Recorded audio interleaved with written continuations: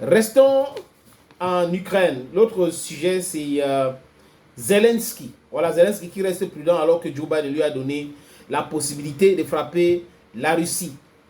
Depuis que la Russie a utilisé les missiles Oreshnik à Dnipro, Zelensky est devenu un peu sage. Il a fait une vidéo dans laquelle il a dit que leur voisin fou a utilisé un nouveau type d'arme, dont lui-même n'était pas au courant de quel type d'arme parce que ça les a dépassés. Jusqu'à présent, je vous parle, les amis, il n'y a pas une image satellitaire. Si les Russes ne produisent pas les images, les Américains ne pourront pas produire les images. Ça n'existe pas. Parce que c'est un missile, comme je disais tout à l'heure, qui part à 3000 km secondes. Pas seconde. Donc, imaginez la rapidité. Les physiciens russes, les techniciens russes et tout ça, là, ils sont forts. Ce n'est pas le bluff, ce n'est pas le bruit que les autres font. Et la différence entre la Russie et ces pays, c'est que la Russie, c'est suffit. En termes de matières premières, la Russie, c'est suffit. La Russie, c'est 17 millions de kilomètres carrés. 17 millions, je répète, les amis, de kilomètres carrés. Donc, il n'y a pas dit que 17 millions de kilomètres carrés. Est-ce qu'il y a un pays en dehors de l'Afrique? Parce que pour moi, l'Afrique, c'est un pays. Il n'y a pas un pays en dehors de l'Afrique qui est plus grand comme ça. Donc, l'Afrique, c'est le seul pays au monde qui est plus grand que les autres pays. Plus grand. Donc, l'Afrique, c'est 30 millions de kilomètres carrés. La Russie, c'est 17 millions. Donc, ouais. Et quand la Russie travaille avec les pays africains, la Russie veut remplacer, les Africains sont en train de, non, non, non, non, non. Ce n'est pas la même amitié. Nous avons eu nos indépendances, le simulacre d'indépendance, grâce en partie à la Russie. Parce que la Russie nous a soutenus, l'Union soviétique, si vous voulez bien, avec le matériel, la diplomatie et de l'argent. C'est un fait, c'est l'histoire. Vous savez pourquoi ils nous demandent de gommer l'histoire? Il faut qu'on enlève l'histoire pour avancer, parce qu'ils ne veulent pas qu'on se rappelle de toutes ces choses-là. Si tu ne connais pas ton histoire, est-ce que tu as un sens de direction? Tu sais où tu pars?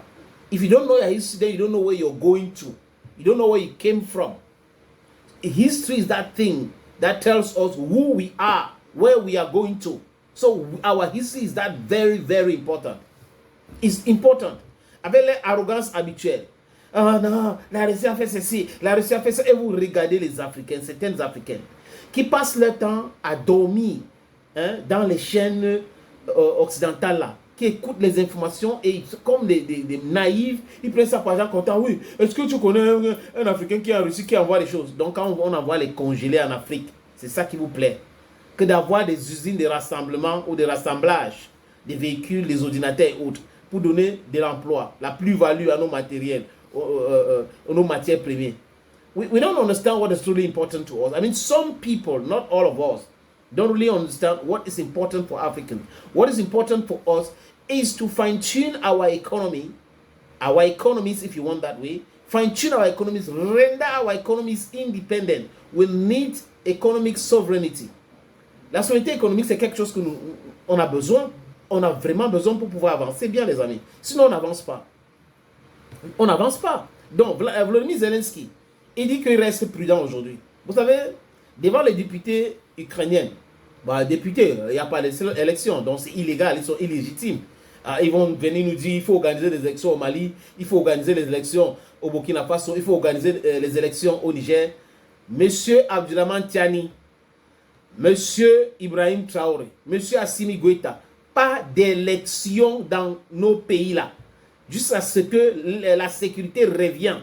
On ne va pas organiser les élections dans un pays divisé. Le président Laurent Gbagbo a commis une erreur en 2010 d'accepter d'organiser les élections dans un pays divisé.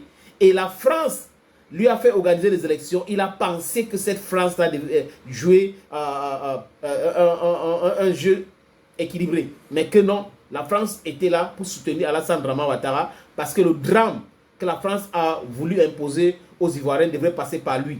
Et c'est ça qu'il faut comprendre. Et monsieur quatrième mandat, s'il ne comprend pas ça, ce qui va se passer avec lui, ça sera pire. Les amis, je ne prévois rien, mais je dis encore humblement que les gens devraient utiliser leur cerveau pour savoir. La Côte d'Ivoire, comme les autres pays d'Afrique, n'appartiennent pas à ceux qui sont là comme président des républiques et tout. Parce qu'ils sont souvent dans l'imposture. Bon, quand il finit de dire ça, Zelensky, donc, devant les députés, dit que il pense que pour que l'Ukraine récupère les territoires déjà saisis ou annexés par la Russie, il va falloir attendre la fin du régime de Vladimir Poutine. Mais la question est simple. Donc, ils pensent que les Russes ont fait la guerre là, hein, pour après juste livrer les terres comme ça. Non, non, non, il est naïf. Bon, en quelque sorte, vous pouvez analyser ça comme ça. Il est en train de préparer l'opinion publique ukrainienne d'accepter l'annexion de ces territoires. C'est tout. Parce qu'il n'y a pas, même si Donald Trump arrive maintenant, il met toutes ses forces et tout ça, ça ne peut jamais rien changer. Première puissance nucléaire mondiale, c'est la Russie. Première puissance nucléaire au monde, c'est la Russie. Et en termes de missiles supersoniques aujourd'hui, les missiles supersoniques et maintenant les missiles balistiques supersoniques, c'est la Russie. Aucun pays au monde n'a cette technologie. Aujourd'hui, c'est la Chine qui leur donne certaines technologies, certaines puces et autres et tout ça, toujours en train de plénicher. Plénicher. Pourquoi Zelensky, depuis que la Russie a envoyé le missile, un seul, à Dnipro, n'a pas encore tiré les attaques MS, les missiles à longue portée américaines? Pourquoi ils n'ont pas encore tiré, pourquoi il n'a pas encore tiré les Shadow Storm britanniques? Pourquoi il n'a pas fait ça? Il n'a pas fait ça parce que l'avertissement était clair. L'avertissement était clair. Même là où tu dors, à la prison, on peut brûler ça. Et le message est clair. Et les Américains, on peut vous rappeler de cette histoire de Belgrade, où les Américains avaient bombardé l'ambassade chinoise. Ils avaient bombardé l'ambassade d'un pays dont les Américains aujourd'hui ont peur que la Russie détruise leur ambassade à Kiev. Donc c'est pour cette raison qu'ils ont fermé, ils demandent aux gens de rentrer, parce que la panique est généralisée maintenant.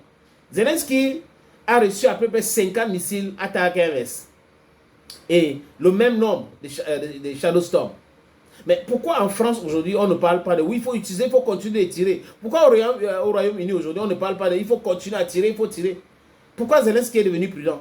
Pourquoi devenir prudent? Pourquoi? Il faut continuer de tirer. On t'a dit que tu es fort, non? Ou des gens qui te soutiennent sont forts, non? Ce sont des faiblards. Et on a dit ici, si quelqu'un veut faire sa chose en comptant sur les Américains ou les Occidentaux, c'est que la personne a déjà échoué. Pas qu'ils n'ont pas les moyens. Ils ont les moyens de soutenir quelqu'un. Et les moyens, c'est l'intelligence aussi, les amis. C'est l'intelligence. C'est-à-dire que savoir qu'ici, les forces en présence nous sont défavorables. Qu'est-ce qu'il faut faire? Il faut discuter, il faut négocier. C'est ça l'intelligence. L'intelligence, ce n'est pas d'amener la brutalité où vous savez que cette brutalité-là ne peut jamais être bénéfique pour vous. Qu'en face, il y a du répondant. Et les pays qui soutiennent la Russie, c'est clair. Hein? Aujourd'hui, il y a les Colombiens qui soutiennent l'armée ukrainienne et les otaniennes. Mais seulement si vous regardez la quantité d'hommes que la Corée du Sud, désolé les amis, Corée du Nord, parce que la Corée du Sud, c'est un pays vassalisé par les Américains comme le Japon, l'Australie, qui est un pays d'aborigine. On sait comment est-ce que ce pays a été peuplé. Et les otaniennes. Maintenant, les pays qui soutiennent la Russie sont clairs. Certaines jeunes africaines sont même déjà là-bas pour soutenir la Russie. Donc le problème des Occidentaux aujourd'hui, c'est que ce n'est plus possible comme hier d'utiliser les Africains pour aller faire la guerre en Russie. Sinon, ils devaient recruter beaucoup, mais les Africains ne sont pas d'accord avec cela. Les Africains soutiennent la Russie pour la grande majorité. Le peu de personnes qui sont en train de vous parler laissez-moi utiliser cette expression, c'est des gens qui sont souvent naïfs dans leur raisonnement. Voilà. Donc Zelensky a peur. La peur a envahi Zelensky aujourd'hui. Et le gars est prudent. Les missiles, si on tire encore 5, les Russes vont frapper la capitale. Peut-être qu'ils vont brûler la présidence. Si on fait ça, ils vont brûler le Parlement. Si on fait ça, ils vont brûler l'ambassade. Donc c'est clair. Poutine n'est pas là pour rigoler. Il a demandé de produire en série les missiles Oreshnik. Produisez en série. Et qu'on continue de tester ces missiles-là en condition de combat en Ukraine. Voilà la déclaration de Vladimir Poutine, les amis.